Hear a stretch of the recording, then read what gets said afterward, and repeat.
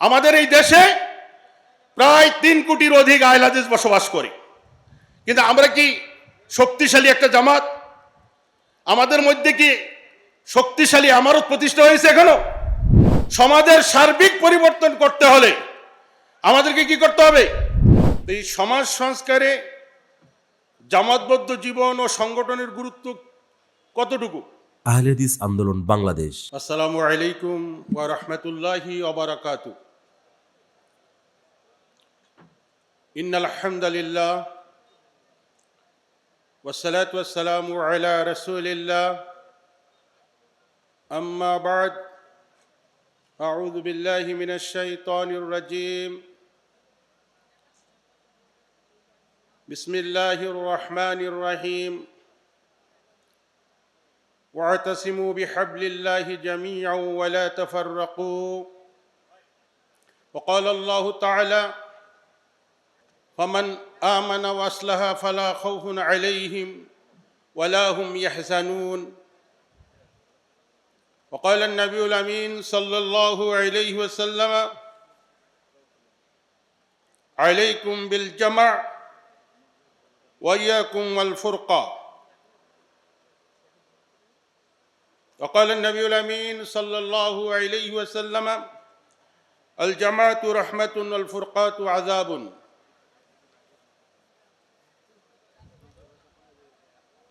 আলহামদুলিল্লাহ,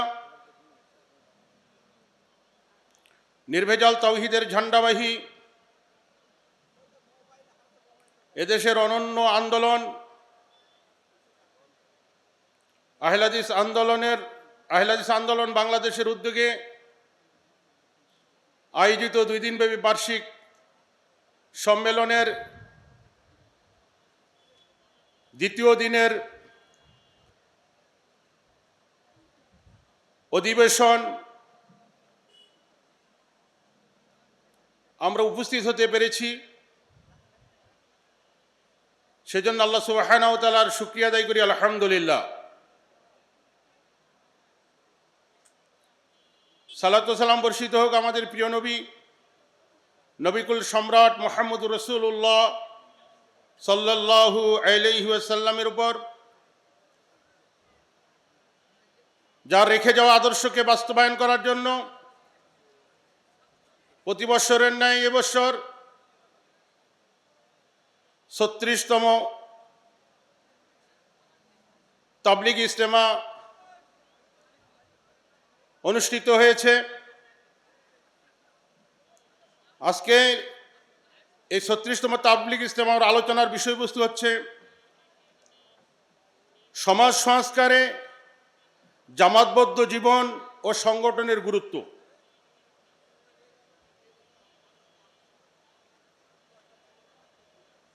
মুহতারাম হাজিরিন, সমাজ সংস্কার আরবিতে বলা হয় তাজদিদে মিল্লাত। আহলে হাদিস আন্দোলন বাংলাদেশের 4 দফা কর্মসূচির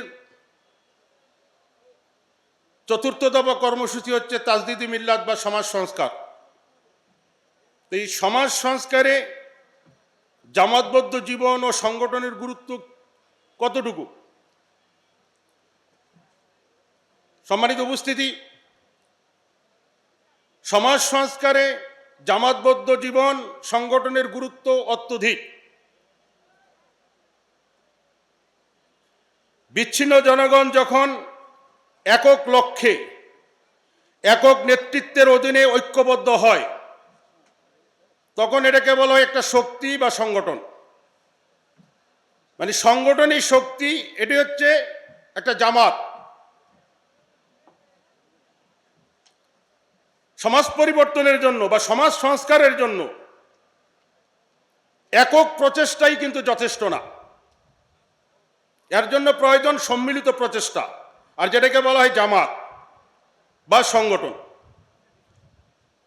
এই ধরনের সংগঠন যাতে সবসময় থাকে সমাজে, আল্লাহ সুবহানাহু ওয়া তাআলা এই ব্যাপারে আমাদেরকে নির্দেশ দিয়েছেন, ওয়ালতাকুম মিনকুম উম্মাতুন ইয়াদউনা ইলাল খায়রি ওয়া ইয়া'মুরুনা বিল মা'রুফি ওয়া ইয়ানহাউনা আনিল মুনকার ওয়া উলাইকা হুমুল মুফলিহুন। যে তোমাদের মধ্যে একটা দল থাকা চাই, সংগঠন থাকা চাই, একটা জামাত থাকা চাই, যারা মানুষকে কল্যাণের দিকে ডাকবে, সৎ কাজের আদেশ দিবে, অসৎ কাজ থেকে নিষেধ করবে। এই দলের কর্মসূচি সৎ কাজের আদেশ দেওয়া, অসৎ কাজ থেকে মানুষকে নিষেধ করা আর কল্যাণের দিকে আহ্বান করা। যারা এই কাজ করবে, আল্লাহ বলছেন আল্লাহর ভাষায়, উলাইকা হুমুল মুফলিহুন, যে তারাই হচ্ছে সফল কাম। সম্মানিত উপস্থিতি, দাওয়াত এককভাবে দেওয়া যায়, এককভাবে মানুষের আকীদা সংশোধন করা যায়। সমাজ সংস্কার, সমাজ পরিবর্তন এককভাবে কি যথেষ্ট না? এখানে সম্মিলিতভাবে প্রচেষ্টা চালাতে হবে, ঐক্যবদ্ধভাবে এগিয়ে আসতে হবে। আর এটি আল্লাহ সুবহানাহু ওয়া তাআলার নির্দেশ। আল্লাহ সুবহানাহু ওয়া তাআলা আমাদেরকে কি বলছেন? ওয়াতাসিমু বিহাবলিল্লাহি জামিআন ওয়া লা তাফাররাকু। তোমরা আল্লাহর রজ্জুকে ঐক্যবদ্ধভাবে ধারণ করো, দলে দলে বিভক্ত হইও না। সম্মানিত উপস্থিতি, তাহলে ঐক্যবদ্ধভাবে আমরা যদি থাকতে চাই, তাহলে আমাদেরকে কি করতে হবে? একটা ইমারতের অধীনে থাকতে হবে। ইমারত ছাড়া জামাত হয় না। একটা বাজারে হাজার হাজার মানুষ আছে, কিন্তু এটাকে কি জামাত বলা হয়? একটা মসজিদে হাজার হাজার মুসল্লি আছে, কিন্তু ইমাম নাই, আপনি কি এটাকে জামাত বলবেন? তাহলে মসজিদে যদি 3 জন মুসল্লি থাকে, একজনকে ইমাম বানিয়ে নামাজ সালাত আদায় করা হয়, তাহলে ওটাকে আমরা কি বলবো? ওটা একটা জামাত। যদি 2 জনও পড়ে, একজন ইমাম একজন মুক্তাদি, তখন এটা কি হবে? জামাত হবে। আল্লাহ বলছেন ঐক্যবদ্ধভাবে, জামাতবদ্ধভাবে আল্লাহর রজ্জুকে তোমরা ধারণ করো। তাহলে জামাত কায়েম করতে হলে আপনাকে কি করতে হবে? ইমারত প্রতিষ্ঠা করতে হবে। ইমারত ছাড়া কোনো জামাত নাই। ইমারত ছাড়া কোনো জামাত আছে? নেতৃত্ব ছাড়া, নেতৃত্ব আনুগত্যের জন্য ইমারত দরকার। আর যারা জামাতবদ্ধভাবে দাওয়াতি কাজ করে, আল্লাহর পথে সংগ্রাম করে, আল্লাহ সুবহানাহু ওয়া তাআলা তাদেরকে কি করেন? পছন্দ করেন। আল্লাহ সুবহানাহু ওয়া তাআলা সূরা সফে বলছেন, ইন্নাল্লাহা ইউহিব্বুল্লাযীনা ইউকাতিলুনা ফী সাবিলিহি সাফফান কাআন্নাহুম বুনিয়ানুম মারসুস। আল্লাহ ভালোবাসেন কাদেরকে? যারা বিচ্ছিন্ন থাকে, যারা ঐক্যবদ্ধ থাকে না, একাকী থাকে, একাকী কাজ করে। আল্লাহ কি তাদেরকে ভালোবাসেন? তাহলে আল্লাহ ভালোবাসেন কাদেরকে? যারা আল্লাহর রাস্তায় সংগ্রাম করে।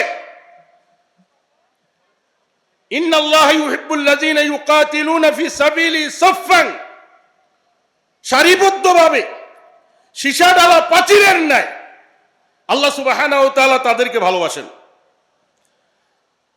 তাহলে সম্মানিত উপস্থিতি, সমাজ সংস্কার এটা একটা কঠিন কাজ। এই কাজটা নবী রাসূলরা করছেন। নবী রাসূলরা এই কাজ করতে গিয়ে কোন নবী রাসূল একাকী দাওয়াতি কাজ করেন নাই। করছেন? ঈসা আলাইহিস সালাম, তারও হাওয়ারি ছিল, সাহায্যকারী ছিল। মুসা আলাইহিস সালাম, তারও হাওয়ারি ছিল। সমস্ত নবী রাসূলদের হাওয়ারি ছিল, সাহায্যকারী ছিল। আমাদের নবী, বিশ্ব নবী মুহাম্মদুর রাসূলুল্লাহ সাল্লাল্লাহু আলাইহি ওয়াসাল্লাম, তিনি আল্লাহর দিকে দাওয়াতি কাজ করছেন।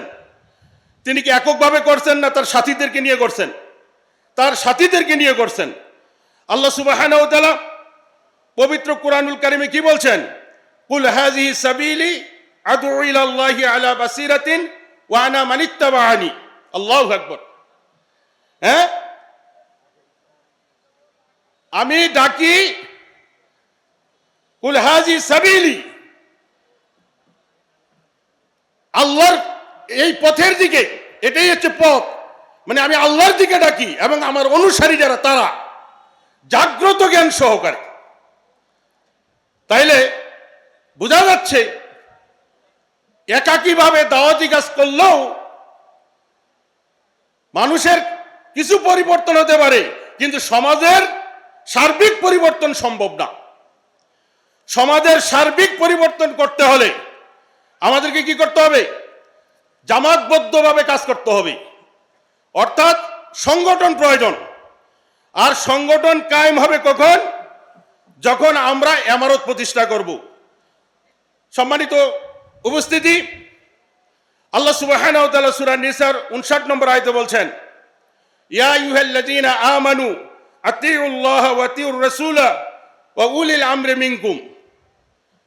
হে বিশ্বাসীগণ, তোমরা আল্লাহর আনুগত্য করো, রাসূলের আনুগত্য করো, উপস্থিত শাসক নেতাদের আনুগত্য করো। আল্লাহ রাসূল কি বলছেন? যে রাসূলের আনুগত্য করলো সে আল্লাহর আনুগত্য করলো। মানে এই আয়াতে আল্লাহ সুবহানাহু ওয়া তাআলা তিনজনের আনুগত্য করার কথা বলছেন। আল্লাহর আনুগত্য, রাসূল সাল্লাল্লাহু আলাইহি ওয়াসাল্লামের আনুগত্য আর আমির জামাতের আনুগত্য। এই তিন শ্রেণীর মানুষের আনুগত্যের কথা বলা হয়েছে। রাসূলের আনুগত্য যে করে সে কার আনুগত্য করে? আল্লাহর আনুগত্য করে। অনুরূপভাবে আল্লাহ রাসূল সাল্লাল্লাহু আলাইহি ওয়াসাল্লাম বলছেন, মান আতানি ফাকাদ আতা আল্লাহ ওয়া মান আসানি ফাকাদ আসা আল্লাহ ওমাই ইউতিল আমিরা ফাকাদ আতানি ওমাই ইয়াসিল আমিরা ফাকাদ আসানি।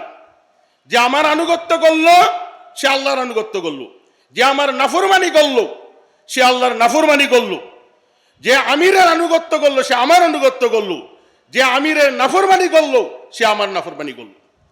তো সম্মানিত উপস্থিতি, তাহলে আমিরের আনুগত্য করা জামাত প্রতিষ্ঠা ছাড়া কিন্তু সম্ভব না। আপনার যদি জামাত না থাকে তাহলে আপনি আনুগত্য করবেন কার? তাহলে জামাত থাকতে হবে, আমির থাকতে হবে। একটা জামাতের স্তম্ভ হচ্ছে 4টা: আমির, মামুর, বায়াত এবং এতাত। কয়টা? একটা জামাতের স্তম্ভ হচ্ছে 4টি: আমির আদেশদাতা, মামুর আদেশ পালনকারী, বায়াত অঙ্গীকার, আর এতাত হচ্ছে আনুগত্য। এই 4টা শর্ত থাকতে হবে একটা জামাতে। এই 4টা শর্তের কোনো একটা যদি না থাকে তাহলে জামাত ধ্বংস হয়ে যাবে। আজকে আহলে হাদিসদের এই যে ভঙ্গুর অবস্থা, এই যে দৈন্যতা, এই দৈন্যতা কেন? যে আমরা জামাতে জিন্দেগি পছন্দ করি না বা জামাতবদ্ধ জীবনযাপন করি না, সংগঠনের প্রয়োজনীয়তা আমরা অনেকে অনুভব করি না। কিন্তু আল্লাহ সুবহানাহু ওয়া তাআলা আমাদেরকে জামাতবদ্ধভাবে থাকার নির্দেশ দিয়েছেন, আল্লাহ রাসূল সাল্লাল্লাহু আলাইহি ওয়াসাল্লাম আমাদেরকে নির্দেশ দিয়েছেন। তাহলে আল্লাহ সুবহানাহু ওয়া তাআলা যেখানে আমাদেরকে জামাতবদ্ধভাবে আল্লাহর রজ্জুকে ধারণ করার কথা বলছেন, সেখানে যদি আমরা বিচ্ছনে থাকি তাহলে কি আমাদের অবস্থা কি ভালো হবে না খারাপ হবে? নিঃসন্দেহে খারাপ হবে। এটা কি একটা শক্তি হবে? নিঃসন্দেহে এটা একটা শক্তি হবে না। যদি আমরা একটা শক্তিতে পরিণত হতে চাই তাহলে আমাদেরকে ঐক্যবদ্ধ হতে হবে।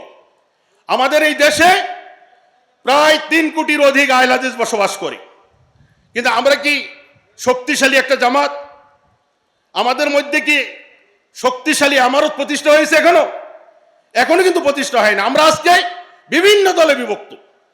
আমরা দাবি করি আমরা আহলে হাদিস, কিন্তু আপনি আহলে হাদিস দাবি করেন, কিন্তু ইসলামের দাবি কি? আপনি যে আহলে হাদিস হন, মাথার চুল থেকে পায়ের নখ পর্যন্ত আপনাকে আহলে হাদিস হতে হবে, ঠিক না? বঙ্গভবন থেকে রান্নাঘর, সেখানে ওহীর বিধান মানতে হবে। বিচ্ছিন্ন জীবনযাপন করার কোনো সুযোগ নাই যদি আপনি আহলে হাদিস হয়ে থাকেন। কিন্তু আহলে হাদিসের অবস্থা কি? আজকে আমরা হচ্ছে শক্তিহারা সর্প, বিষহারা সর্প আর শক্তিহারা সিংহ। কারণ আমাদের মধ্যে ঐক্যতা নাই। আমরা নিজেরা বিভিন্ন দলে বিভক্ত। যারা ঐক্যের কথা বলে, জামাতবদ্ধভাবে জীবনযাপন করার কথা বলে, আমরা অনেকেই কি করি? তাদের বিরুদ্ধে ফতোয়া দেই যে সংগঠন করা হারাম, সংগঠন করা হারাম। এই ফতোয়া কেউ যদি দেয় তাহলে সে আল্লাহ এবং রাসূলের বিরুদ্ধে ফতোয়া দেয়, কথা ঠিক কিনা? সংগঠন করা হারাম, আল্লাহ এবং রাসূলকে এই কথা বলছেন, বরং আল্লাহ এবং রাসূল উৎসাহিত করছেন। মানে এটা ফরজ যে সমাজ পরিবর্তন করতে হলে আমাদেরকে অবশ্যই জামাতি জিন্দিগি বেছে নিতে হবে, জামাতবদ্ধ জীবনযাপন করতে হবে। তাহলে আমরা আল্লাহর নির্দেশ মানবো না তথাকথিত মুফতিদের ফতোয়া মানবো? কোনটা মানবো? আল্লাহর নির্দেশ। কে কি বলছে সেটা আমাদের দেখার দরকার নাই। যারা এই ধরনের ফতোয়া দেয় এরা দায়িত্বহীন কথা বলে, এরা হচ্ছে অদূরদর্শী। এরাই সমাজকে কি করে বিশৃঙ্খলার দিকে নিয়ে যায়। সমাজে যদি আমরা শৃঙ্খলা প্রতিষ্ঠা করতে চাই তাহলে আমাদেরকে নেতৃত্বের অধীনে আসতে হবে, নেতার আনুগত্য করতে হবে, বিচ্ছিন্ন থাকার কোনো সুযোগ নাই। সম্মানিত উপস্থিতি, এই যে ফিতনার যুগ, এই ফিতনার যুগে আপনি নিরাপত্তা পাবেন কিভাবে? আপনার জানমালের নিরাপত্তা আসবে কিভাবে? ১,৫০০ বছর পূর্বে বিশ্বনবী মুহাম্মদ রাসূলুল্লাহ সাল্লাল্লাহু আলাইহি সাল্লাম ফিতনার সময় আমাদেরকে বাঁচার উপায় বলে দিয়েছেন যে আমরা কিভাবে বাঁচব। আল্লাহ রাসূল সাল্লাল্লাহু আলাইহি সাল্লাম তার জীবদ্দশায় বলছেন, ১,৫০০ বছর আগে বলছেন, সহিহ বুখারী মুসলিমে হাদিস এসেছে, সাতাকুনু ফিতান, যে অচিরেই ফিতনা দেখা দিবে। আজকে চতুর্মুখী ফিতনার মুখে আমরা, বিশেষ করে আহলে হাদিসরা, কথাটা কিনা? চতুর্মুখী ফিতনা, রাজনৈতিক ফিতনা, অর্থনৈতিক ফিতনা, সামাজিক ফিতনা, শিরিক বেদাত, এই শিরিকের ফিতনা, বেদাতের ফিতনা, এরপরে বহু ফিতনার মুখে আজকে কি আমরা নিমজ্জিত। তাহলে এই ফিতনা থেকে আমরা বাঁচবো কিভাবে? ফিতনার সময় বাঁচার উপায় কি? বিশ্বনবী মুহাম্মদ রাসূলুল্লাহ সাল্লাল্লাহু আলাইহি সাল্লাম তিনি বলছেন যে তালজামু জামাতাল মুসলিমিন ও ইমামাহুম, মুসলমানদের জামাত এবং নেতাকে আঁকড়ে ধরবে। তাহলে ফিতনা থেকে বাঁচার উপায় কি? আল্লাহ রাসূল যে চিকিৎসা দিয়েছেন, যে পদ্ধতির কথা বলেছেন, সেই পদ্ধতি আমাদেরকে প্রয়োগ করতে হবে। এই ফিতনার যুগে আমাদেরকে কি আঁকড়ে ধরতে হবে? জামাত, মানে জামাতে জিন্দিগি। তারপরে জামাতের নেতা, ইমাম, আমির যিনি হবেন তাকে আঁকড়ে ধরতে হবে। তাইলে আমরা কি নিরাপত্তা পাবো। এটা হচ্ছে শারীরিক প্রতিকার, এটা হচ্ছে আল্লাহ প্রদত্ত প্রতিকার। হ্যাঁ, এই উম্মার দূরদর্শী ব্যক্তি বিশ্বনবী মুহাম্মদ রাসূলুল্লাহ সাল্লাল্লাহু আলাইহি ওয়াসাল্লাম ফিতনা থেকে বাঁচার জন্য আমাদেরকে এই নির্দেশ দিয়েছেন। সম্মানিত উপস্থিতি, আমির ব্যতীত আপনি সংগঠন যদি প্রতিষ্ঠা না করেন, আপনার জীবনটা কোন ধরনের জীবন হবে? আল্লাহ রাসূল বলছেন যে আমির ব্যতীত জীবন যাপন করা নিষিদ্ধ। আপনার আমার আমির কে বলেন তো? কিয়ামতের মাঠে তো আমরা নেতা সহ উঠবো, নেতা সহ উঠবো না? ইয়াউমা নাদু কুল্লা উনাসিন বিইমামিহিম, সূরা বনী ইসরাঈলের ৭১ নম্বরে আল্লাহ বলছেন সেদিন আমি ডাকবো প্রত্যেক সম্প্রদায়কে তাদের নেতা সহ। তাহলে আমার নেতাকে, আমার নেতা কোন সেকুলার ব্যক্তি হতে পারেন? মুমিনের নেতা কেউ সেকুলার ব্যক্তি হতে পারে? বলেন, কোন ফাসেক ব্যক্তি মুমিনের নেতা হতে পারে? যদি কোন ফাসেক ব্যক্তি মুমিনের নেতা হয় তাহলে কিয়ামতের মাঠে তার সাথে উঠতে হবে, তার সাথে আপনার হাসর নাসর হবে। তাইলে কিয়ামতের মাঠে আল্লাহ আমাদেরকে ডাকবেন নেতা সহ। তাহলে এই দুনিয়াতে আমার নেতাকে, কোন মুমিন কি আমার নেতা? কোন মুত্তাকি ব্যক্তি, সালেহ নেককার ব্যক্তি আমার নেতা কিনা সেটা কি আমাকে জানতে হবে না? কোরআন হাদিসে অভিজ্ঞ ব্যক্তি তিনি আমার নেতা কিনা, আমাদের কি সেই নেতা আমরা কি নির্বাচন করছি কিনা? আল্লাহ রাসূল সাল্লাল্লাহু আলাইহি ওয়াসাল্লাম বলছেন যে আমির ব্যতীত জীবন যাপন করা নিষিদ্ধ। ৩ জন ব্যক্তি যদি কোথাও থাকে, সে যদি জঙ্গলেও থাকে, তার জন্য বসবাস করা বৈধ নয় যতক্ষণ পর্যন্ত না একজনকে আমির নির্বাচিত না করবে। একথা কে বলছেন? বিশ্বনবী মুহাম্মদ রাসূলুল্লাহ সাল্লাল্লাহু আলাইহি সাল্লাম। আল্লাহ রাসূল কি বলছেন? মুসনাদে আহমদের হাদিস, লা ইয়াহিল্লু লি সালাসাতি নাফারিন ইয়াকুনুনা বিআরজি ফালাতিন ইল্লা আমারু আলাইহিম আহাদাহুম, যে তোমাদের জন্য ৩ জন ব্যক্তির নির্জন এলাকায় বসবাস করা বৈধ নয় যতক্ষণ পর্যন্ত না সে একজনকে আমির নির্বাচিত না করে। তাহলে আমিরের অধীনে জীবনযাপন করতে হবে। আমিরের অধীনে জীবনযাপন করতে হবে কতক্ষণ? মৃত্যুর আগ পর্যন্ত। ধর্মীয় জীবন, সামাজিক জীবন, রাষ্ট্রীয় জীবন, অর্থনৈতিক জীবন, সার্বিক জীবনে কার নেতৃত্ব মেনে নিতে হবে? একজন আমিরের নেতৃত্ব মেনে নিতে হবে, সেভাবে জীবনযাপন করতে হবে। হ্যাঁ, আমিরের অধীনে থেকে আমাদের কি কি করতে হবে? সব কিছু করতে হবে। দলিল সহিহ বুখারী মুসলিমের হাদিস, আল্লাহ রাসূল বলছেন ইন্নামাল ইমামু জুন্নাতুন ইউকাতালু মিন ওয়ারাইহি, ইমাম হচ্ছে ঢাল স্বরূপ, তাকে পিছনে রেখে কি করতে হয়? যুদ্ধ করতে হয়। মানে আমরা যেই কাজটা করবো সামনে যাতে ইমাম থাকে, নেতা থাকে। আল্লাহু আকবার। এই জন্য আল্লাহ রাসূল আমাদেরকে সাময়িক অবস্থাও আমির নির্বাচন করে চলার কথা বলেছেন। আমরা এই সফরে আসছি, প্রত্যেকটা গাড়িতে আমরা আমির নিযুক্ত করি নাই? বলেন আমির নিযুক্ত করে আসছি কিনা? অথচ আল্লাহ রাসূল বলছেন, কি বলছেন? ইজা খারাজা সালাসাতুন ফি সাফারিন ফালিউআম্মিরু আহাদাহুম। তিনজন ব্যক্তি যদি একত্রে কোথাও সফর বের হয়, তাহলে একজনকে যাতে আমির বানায়, মানে একজনকে আমির বানিয়ে যাতে সফর শুরু করে। তাহলে ইমারত কত গুরুত্বপূর্ণ। এই জন্য মুসলিম উম্মার বিচক্ষণ ব্যক্তি, দ্বিতীয় ব্যক্তি ওমর বিন খাত্তাব রাদিয়াল্লাহু তাআলা যে কথা বলছেন, লা ইসলাম ইল্লা বি জামাআতিন ওয়ালা জামাআতা ইল্লা বি ইমারাতিন ওয়ালা ইমারাতা ইল্লা বি তাআতিন। ইসলাম হয় না জামাত ছাড়া, জামাত হয় না আমির ছাড়া, আমির হয় না আনুগত্য ছাড়া। একটার সাথে আরেকটা কি রিলেটিভ?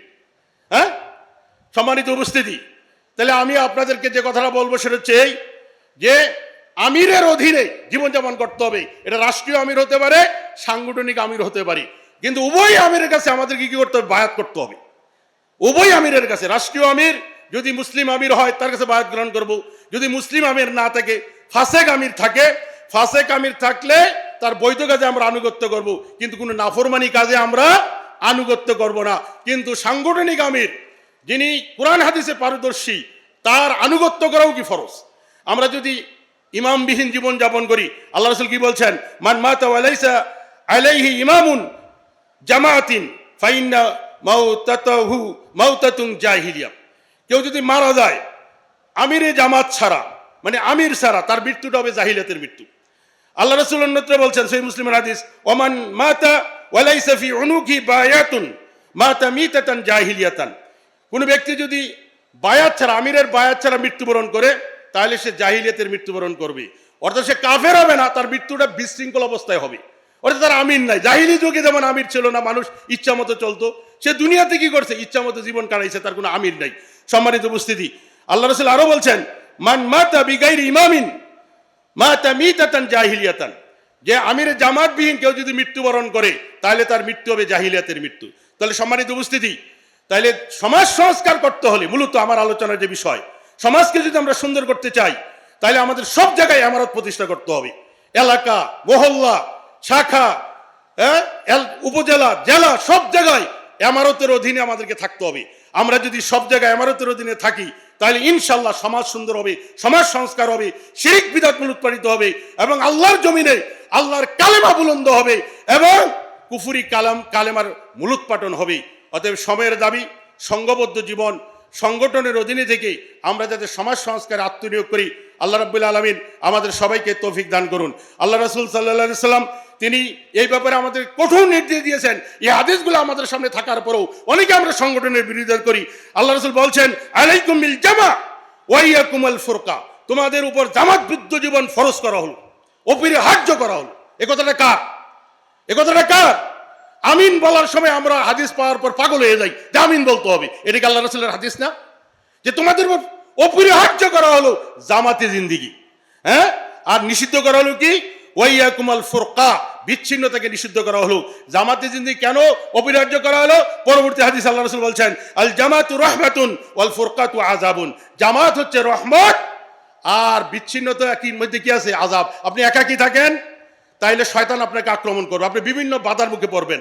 আপনি যদি দলবদ্ধভাবে চলাফেরা করেন, তাইলে আপনাকে কেউ সহজে আক্রমণ করবে না। করবে? আপনি বনের পশুর দিকে তাকান, বনের পশুরা পর্যন্ত আজকে ঐক্যবদ্ধভাবে তারা চলাফেরা করে, বনে চলাফেরা করে কিনা? পাকপাখালি তারাও একজনকে সামনে নিয়ে চলাফেরা করে। হ্যাঁ, মৌমাছি, তাদের মধ্যেও নেতৃত্ব আছে, আনুগত্য আছে, সব জায়গায় নেতৃত্ব আনুগত্য আছে। কিন্তু আহলে হাদিস আন্দোলন যখন ঐক্যবদ্ধ হওয়ার কথা বলে, তখন আমরা ফতোয়া দেই কি? সংগঠন করা হারাম। এই কথা বলি কিনা? অথচ সংগঠন করা কি ফরজ? যারা হারাম ফতোয়া দেয়, এরা মানুষকে জাহিলিয়াতের দিকে আহ্বান করে, কথা ঠিক কিনা? এরা মানুষকে বিশৃঙ্খলার দিকে আহ্বান করে, এরা সমাজের কীট, এরাই সমাজ ধ্বংসের কারিগর। এদের থেকে আমাদেরকে সাবধানে থাকতে হবে। অতএব সমাজকে যদি আমরা সুন্দর করতে চাই, আমরা যেখানেই থাকি না কেন, আদর্শের মূলে আমাদেরকে ঐক্যবদ্ধ হতে হবে। কিসের মূলে? দলবাজি করা যাবে না। আমরা আদর্শবাদী। আহলে হাদিস আন্দোলন হচ্ছে আদর্শবাদী একটা সংগঠন। আমরা কর্মীরা হব এক একটা আদর্শ। আমাদেরকে দেখে মানুষ কি ইসলামের দিকে ধাবিত হবে, কোরআন সুন্নাহর দিকে ধাবিত হবে, সুন্নাতের দিকে ধাবিত হবে। অতএব সমাজ সংস্কার আহলে হাদিস আন্দোলনের মাধ্যমে হবে, ইনশাআল্লাহ হচ্ছে, আগামী দিনে হবে। আসুন আমরা বিচ্ছিন্ন না থেকে ঐক্যবদ্ধ শক্তিতে পরিণত হই। আল্লাহ রাব্বুল আলামিন আমাদের সবাইকে তৌফিক দান করুন। আসুন আমরা জামাতি জিন্দিগিকে ফরজ করে নেই, যেভাবে আমরা প্রতিদিন ট্রেনিংয়ে 5 ওয়াক্ত সালাতে আমরা জামাত আদায় করি না, সেখানে ইমাম থাকে, আমরা মুক্তাদি হই। এই ট্রেনিং থেকে আমরা শিক্ষা নেই, আমরা সমাজ সংস্কারে আমরা ঐক্যবদ্ধভাবে কাজ করি।